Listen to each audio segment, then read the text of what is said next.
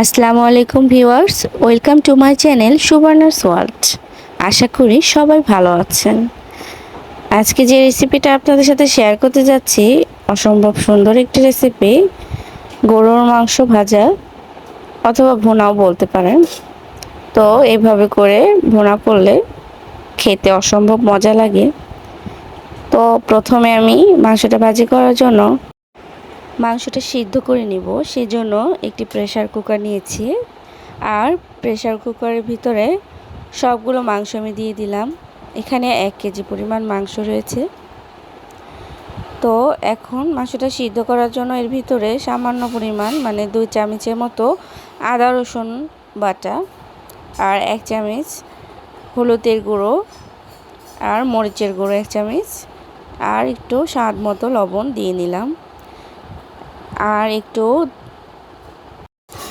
রাঁধুনি প্যাকেটের গুঁড়ো মশলা সামান্য পরিমাণ দিয়ে আমি এটাকে খুব সুন্দর করে মাখিয়ে নিব।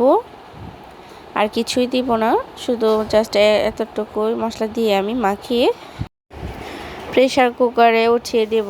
আর দেওয়ার আগে অবশ্যই সামান্য পরিমাণ পানি দিতে হবে। তো হয়েছে এতটুকু পানি যথেষ্ট। তো আমি এখন প্রেসার কুকারের ঢাকনিটা দিয়ে চুলোতে বসিয়ে দেব।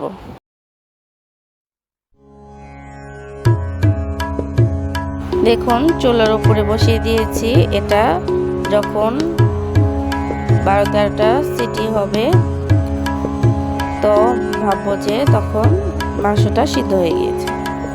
তো দেখুন ভিউয়ার্স, এখানে আমি নামিয়ে নিয়েছি, সিদ্ধ হয়ে গেছে, ঝোলটাও রয়ে গেছে। তো মাংসটা কিন্তু সিদ্ধ হয়ে গিয়েছে। তো এখন আমি মাংসটা ভাজবো, মানে বেশি কড়া ভাজা না, ভুনা মতোই। তো এখানে আমি তেল দিয়ে দিলাম আর কয়েকটি তেজপাতা দিয়ে নিলাম এবং দারুচিনি, লবঙ্গ 2টা আর সাদা এলাচ দিয়ে একটু নাড়াচাড়া করে এর ভিতরে এখন কাটা যে পেঁয়াজ ছিল সেই পেঁয়াজগুলো দিয়ে দিব।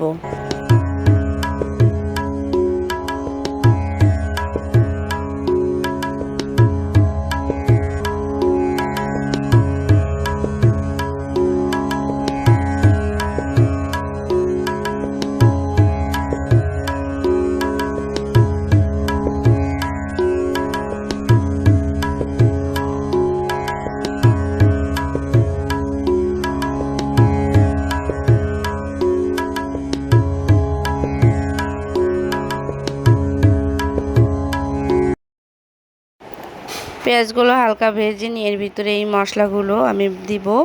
জিরা বাটা, আদা বাটা এবং এখানে আদা রসুন এবং পেঁয়াজ একসাথে বাটা। তো এখানে আমি আদা রসুন পেঁয়াজ যে একসাথে বাটা ছিল সেখান থেকে আমি 2 চামচ এখানে দিচ্ছি।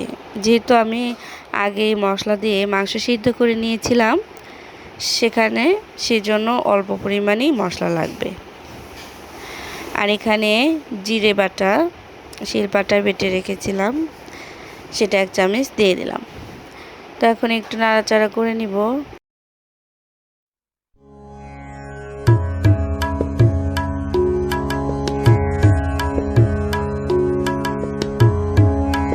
আর এখন হলুদের গুঁড়ো খুবই সামান্য দিয়ে নিলাম, যেহেতু মাংস সিদ্ধ করার সময় হলুদের গুঁড়ো মরিচের গুঁড়ো দিয়েছিলাম, লবণও দিয়েছিলাম, সেজন্য খুবই অল্প পরিমাণ লবণ, সেটা অবশ্যই টেস্ট করার পরে আপনারা দিবেন। তো এখন মশলাটা একটু কষিয়ে নেব। আর এখানে এখন দিয়ে দিব রাঁধুনি মশলা। তো রাঁধুনির যে ছোট রাঁধুনি সস থাকে সেটা শিলপাটায় বেটে নিয়েছি। তো এখন মশলাটা কষিয়ে নেব ভিউয়ার্স।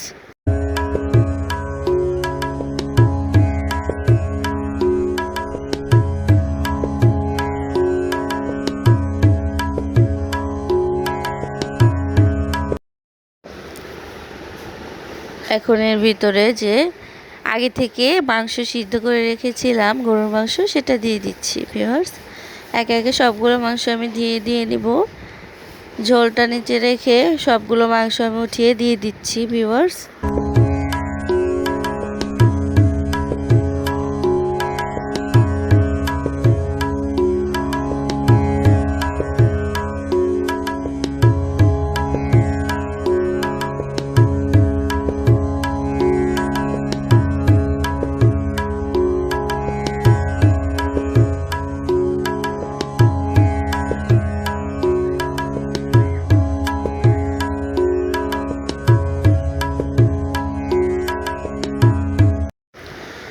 আর এভাবে করে মাংসগুলো নাড়াচাড়া অনবরত করে নিতে হবে।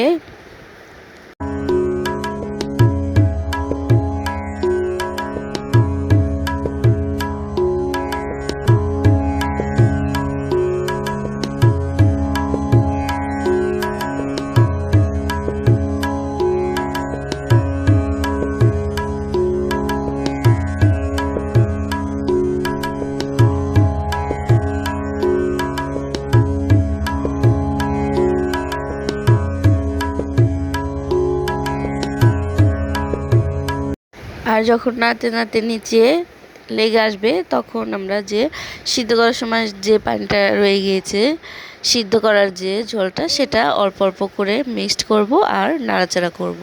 তো এইভাবে করে মূলত ভাজিটা করতে হবে, তাহলে দেখবেন এক সময় অনেক সুন্দর গ্রেভি হয়ে গিয়েছে। বা আপনারা চাইলে আরও কড়া করে ভাজি করতে পারেন, তাহলে মাংসের কালারটা চেঞ্জ হয়ে আসবে।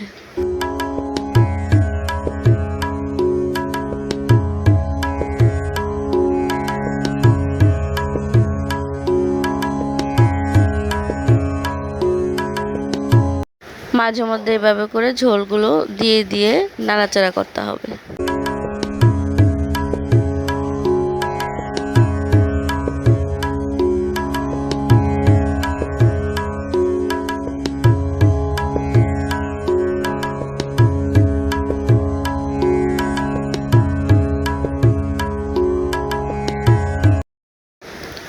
দারুণ একটি স্মেল বের হয়েছে ভিউয়ার্স। এরকম করে ভাজতে ভাজতে যখন আপনার মনের মতো একটি কালার চলে আসবে তখন ভাববেন হয়ে গিয়েছে। দেখুন ভিউয়ার্স, আমার মাংস ভাজি কমপ্লিট। এটাকে ভুনাও বলা চলে, আপনারা চাইলে আরও কড়া করে ভেজে নিতে পারেন, তবে আমি এভাবেই রাখবো।